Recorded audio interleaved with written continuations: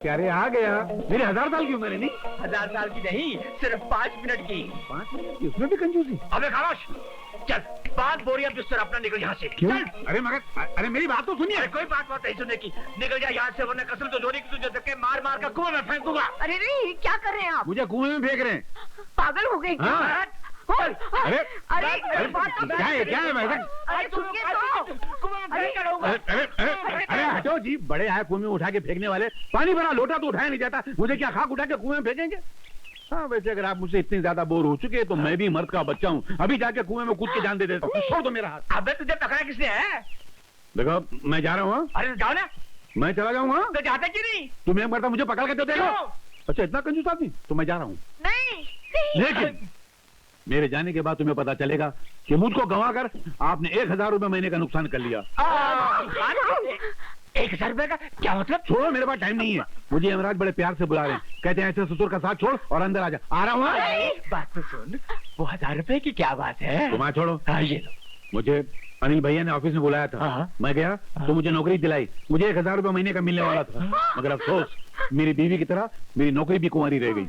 अरे अरे अरे, ये क्या अनर्थ करने जा रहे हो?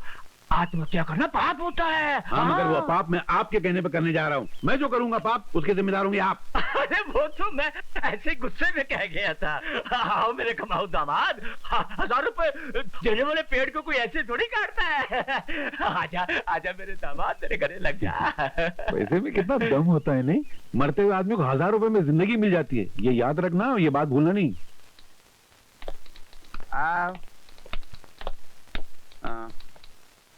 तकपतिया जी मालिक। ये मालिक? मैंने तो सुना था कि सेठ द्वारका प्रसाद इस कंपनी के मालिक हैं। मैनेजर कौन है? मैं हूँ। तो फिर ये आपको मालिक क्यों बोल रहे हैं? वो इज्जत से मुझे मालिक कहता है। नहीं पर इतनी इज्जत नहीं लेनी चाहिए, आपको हजम नहीं होगी। मैनेजर को सेठ की जगह थू थू थू। नहीं एक मिनट सुनो, आज से मुझे मैनेजर साहब कहा करो। जी मैनेजर साहब। ठीक है? हाँ चलेगा। लेकिन ये कौन है? ये मिस्टर प्यारेलाल आज से तुम्हारे हाथ के नीचे काम करेंगे। लेकिन मैनेजर साहब, आपको तो मालूम है कि हमें किसी असिस्टेंट की जरूरत ही नहीं है।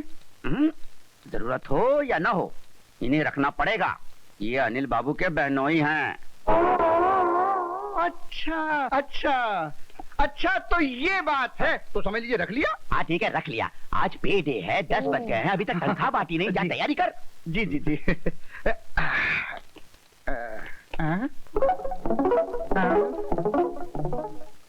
तुम कहाँ आ रहे हो? मैं आपके हाथ के नीचे हूँ, तो जहाँ जहाँ आपका हाथ जाएगा तो नीचे नीचे मैं आऊंगा ना। क्या मतलब? मतलब आप पगार देंगे, मैं नोट करूंगा। नोट? नहीं वो वाला नोट नहीं, लिखना ये नहीं, ये हिसाब लिखने वाला नोट। हाँ हिसाब। नहीं इसकी कोई जरूरत नहीं, हिसाब बरसों से मैं ही करता हूँ, इसलिए मैं ही करूंगा। तुम देखो अनिल बाबू के बहनोई हो, यहाँ आराम से बैठ के चाय पियो। चाय में पी के आया हूँ। अरे तो ठंडा पियो। ठंडा में पीता नहीं। हाँ तो खाना खा लो। खाने का टाइम हुआ नहीं। अरे यार तो आराम कर लेना। नहीं मैं आराम कर। अरे प्लेट ला। ये लो। अरे सारे खा गए। अरे जवाहिरात, अरे आप पहले की मजे। भाग हमारे कि आज 5 वर्षों के बाद आप हमारी बेटी को घर ले जाने आए हैं। हाँ मगर पिताजी ने कहा था कि साथ में ससुर जी को ये दहेज की लिस्ट भी याद दिला देना।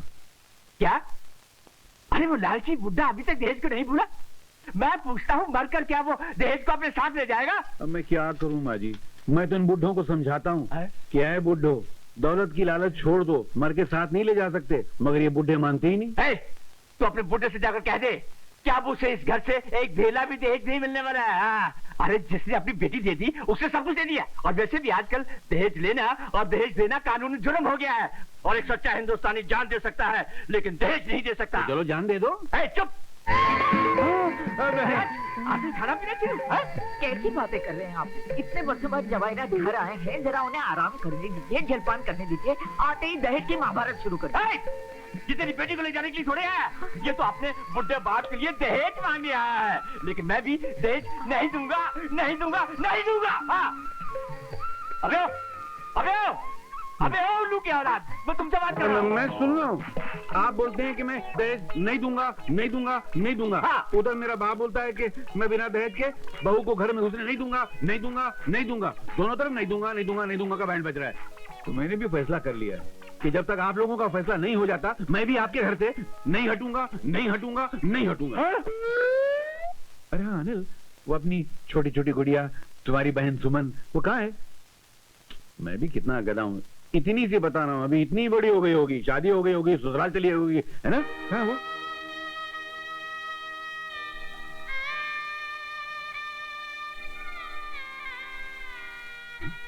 अरे तुम लोग जवाब क्यों नहीं देते? सुमन कहाँ है? जीजा जी, सुमन इस दुनिया में नहीं है। नहीं, ये क्या क्या हुआ? क्या था सुमन को? कुछ भी नहीं। मैं यहाँ से इम्तिहान देने शहर चला गया था। एक दिन वो नदी में नहाने गई और फिर कभी वापस लौट कर नहीं आई। नदी किनारे सिर्फ उसकी चप्पल और ओढ़नी मिली थी। मैं हिसाब का कागज निकालूं? हाँ निकालो। इतना छोटा सा कागज है। चाहता हूँ। ये क्या? हिसाब का कागज है। हिसाब का कागज? इतना लंबा? हाँ, तो जिनके हिसाब वसूल करने गया था उनकी जिंदगी की कहानी स्क्रीन प्ले और डायलॉग दोनों के साथ में लिख के लाया हूँ। मुझे डायलॉग वालॉग नहीं, हिसाब चाहिए, हिसाब। अच्छा लिखो, सुंदरलाल 800 रुपए, 800 रुपए। आगे। शंकरलाल 150 रुपए। बस बस इतनी ठीक है। क्या 450? चलो 950 निकालो। अरे आगे हिसाब तो लिखो पहले। अरे और काहे का आगे का हिसाब? इतनी गुरानी करनी थी। बताता हूँ, पहले कालीन तो सीधा करो मेरा। आज से फट जाएगा। आखिर में आते वक्त वो श्री राम भी तो मिल गया था ना? वो भी मिला? हाँ, मगर उसके बेटे को देख के मैं थोड़ा सा पिघल गया था। वो क्या है, बहुत सख्त बीमार था। ऐसे लगा जैसे जिंदगी की आखिरी सांसें ले रहा हो। वो घर का इकलौता चिराग है, तो मैंने उस चिराग को बुझने से बचा लिया। क्या मतलब? मतलब उस बच्चे के इलाज पे 949 रुपए 80 पैसे खर्च हो गए। बाकी के पैसे 20 पैसे बचे, वो ये रहे। क्या काम है? नालायक, हरामखोर, उल्लू के बच्चे, मेरे 950 रुपए का नुकसान कर दिया और 20 पैसे मुझे हाथ में थमाना। मेरी लकड़ी कहाँ? मेरी लकड़ी कहाँ है? जिंदा नहीं छोड़ूंगा, मैं जिंदा नहीं छोड़ूंगा। दरवाजा खोल, मैं कहता हूँ। अरे मेरे दरवाजा खोल, खोल दे दरवाजा। कहाँ छुपोगे? कहाँ छुपू? खोल दे, नहीं तो जान से मार दूंगा। पिताजी आई, एक मिनट। गिर गया वो। क्या हो रहा? अरे सोने दीजिए ना उसे। नहीं, हमारे यहाँ ससुराल में दमाद का बेटी के साथ सोने का रिवाज नहीं है। तो फिर किसके साथ सोने का रिवाज है? ससुर के साथ सोने का। हट, मैं छी, हट। अभी चलो, अभी मैं कहता हूँ चलो। मेरा नींद आ रही। अबे उठता है कि नहीं उठता? मैं सो चुका हूँ। अबे उठ, मैं कहता हूँ। अरे उठता हूँ क्या? कचरा उठा के बाहर फेंक रहे हो क्या? चल। एक मिनट, ये मंगलसूत्र से आने दो। चल। क्या आदमी है? अरे पहलवान है क्या? आज के बाद तू यहाँ सोएगा। और आप? मैं भी यहाँ तेरे साथ। जी, आपके मुंह से बदबू आती है। कोई बात नहीं, तू फिक्र मत कर, मैं मुंह में फ्लिट मार लूंगा, घासलेट छिड़क लूंगा। चले। कौन है बे? दुर्गा प्रसाद जी, दौलत का भंडार हमारे घर में। पधारिए, पधारिए, पधारिए। धन्यवाद हो, धन्यवाद, धन्यवाद। सेठ जी, आपने खुद क्यों कष्ट किया? मुझे हुक्म किया होता तो मैं भागा भागा आपके पास चला आता और जूतों की तरह आपके पाँव से लिपट जाता। कैसी बातें कर रहे हैं आप? अरे नहीं सेठ जी, मैं सच कहता हूँ। मैं दौलत को देवी समझता हूँ और दौलत वालों को देवता। खैर, ये तो आपका अपना ख्याल है, लेकिन इस वक्त गर्ज मेरी है, इसलिए मैं आपके पास चला आया हूँ। हुक्म तो कीजिए सेठ जी, क्या सेवा करूँ आपकी? आपका भांजा अनिल, उसके बारे में आपके साथ बात करने आया हूँ। अनिल के बारे में? हाँ। क्यों? क्या क्या उसका वक्त ने? उसने हमारी बेटी का दिल चुरा लिया है। ऐसा? उसने चोरी का धंधा शुरू कर दिया है? मैं अभी जाकर दिल लेकर वापस आता हूँ। नहीं नहीं, आप बात को समझे नहीं साधुराम जी। दरअसल मेरी इकलौती बेटी मोना के लिए मैं अनिल का रिश्ता मांगने आया हूँ। जी? ऐसा? यानी कि आप अपनी बेटी का रिश्ता मेरे भांजे के साथ करना चाहते हैं? ये कैसे हो सकता है सेठ जी? अनिल एक नेक, ईमानदार, शरीफ और पढ़ा लिखा लड़का है। और इसीलिए हमने उसे अपना दामाद बनाने का फैसला कर लिया है। सेठ जी, मैं समझ में नहीं आ रहा कि मैं क्या कहूँ और ये क्या करूँ। आप बैठे क्यों हैं? खड़े हो जाइए। मेरा मतलब है कि आप खड़े क्यों हैं? बैठ जाइए ना, मैं अभी आता हूँ। लेकिन बात तो सुन लीजिए। हाँ जी फरमाइए। शादी के बाद हमारी बेटी यहाँ नहीं रहेगी, बल्कि अनिल को हमारे साथ रहना पड़ेगा।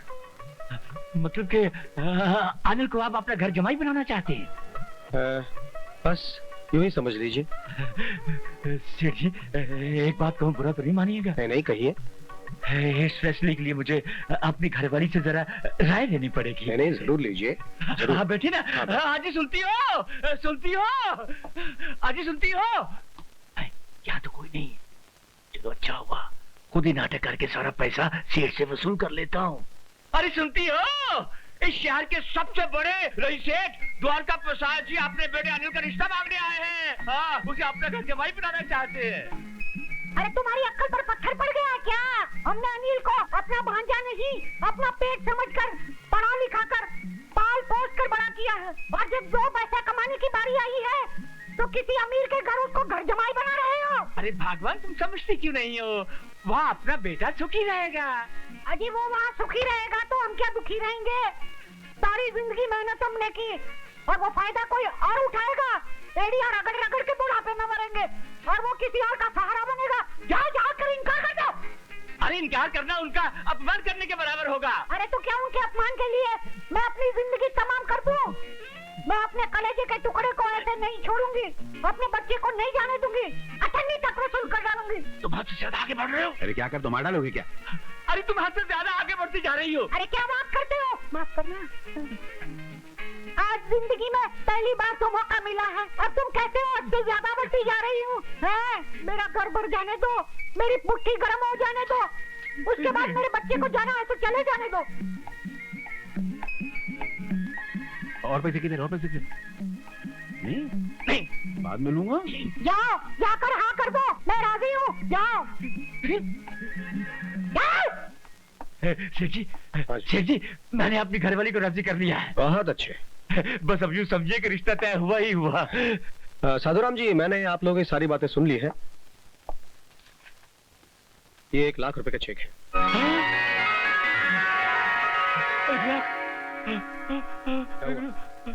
क्या हुआ? क्या हुआ साधुराम जी, क्या हुआ? जी कुछ नहीं, बस बेटा दिल और घर से जुदा हो रहा है ना, उसी गम में बस चक्कर आ गया। अरे जी, अनिल बेटा भी आ गया।